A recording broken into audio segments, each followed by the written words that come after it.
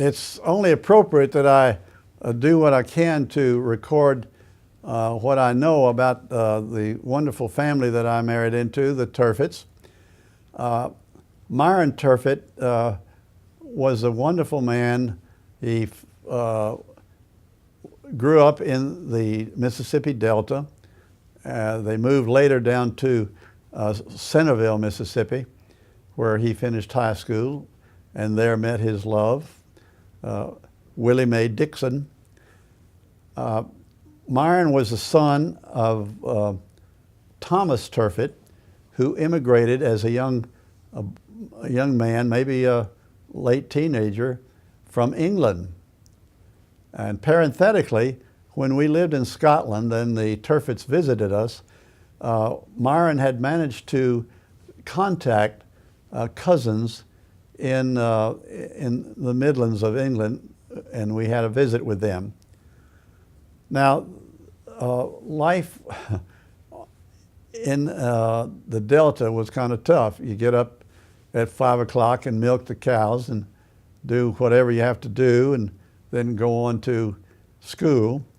There was a lot of heartaches with failed crops and the boll weevils getting the cotton. And I guess that Thomas suffered virtual bankruptcy more than once.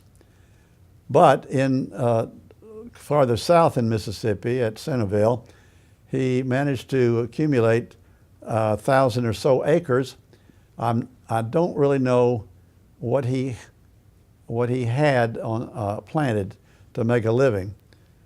He did have a wonderful home there, which was ultimately destroyed by the Army as they built Camp Van Dorn, which was a training center for young fellows going over to Europe.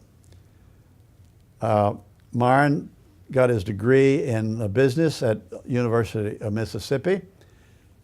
He came to New Orleans as a young man and worked at the Interstate Trust and Banking Company, which was located on Canal and Camp Street.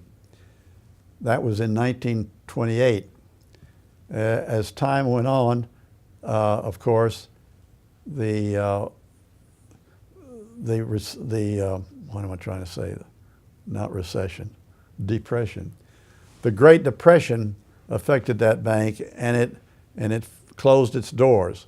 Myron was designated as a trustee in liquidation of that bank, and over decades he repaid every depositor every cent that was owed to them. A remarkable feat. And of course, sought other ways of making a living. He joined with his brother-in-law, Frank Dixon, in the establishment of a company called O'Shaughnessy's. But Frank Dixon, of course, had founded the Great Southern Box Company out on Jefferson Highway, and Myron was an officer in that, but it was O'Shaughnessy's that occupied so much of his time.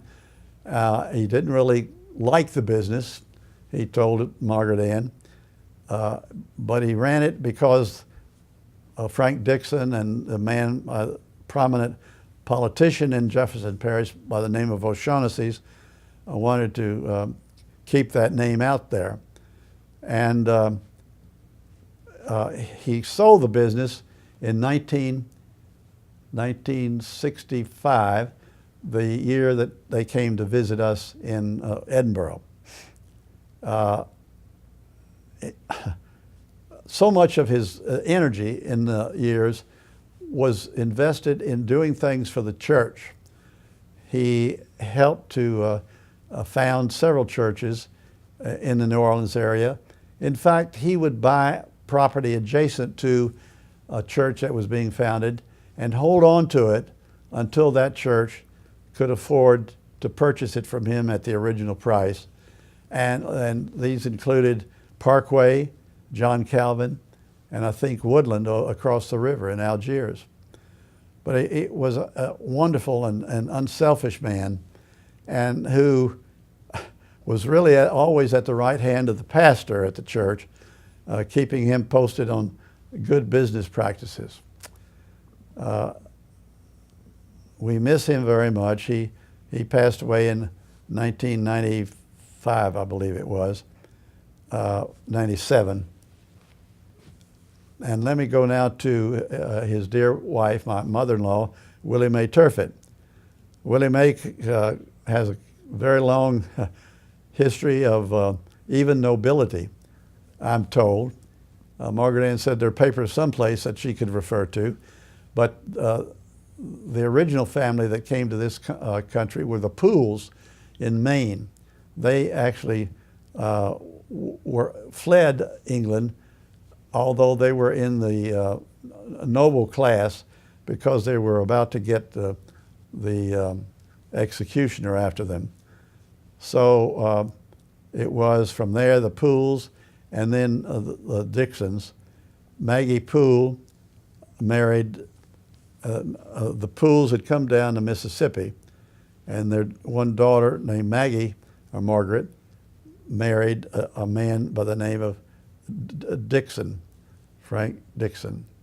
And from that marriage came a number of children, including Frank Dixon, the oldest child, who was very successful as a businessman, and Willie Mae, one of the youngest.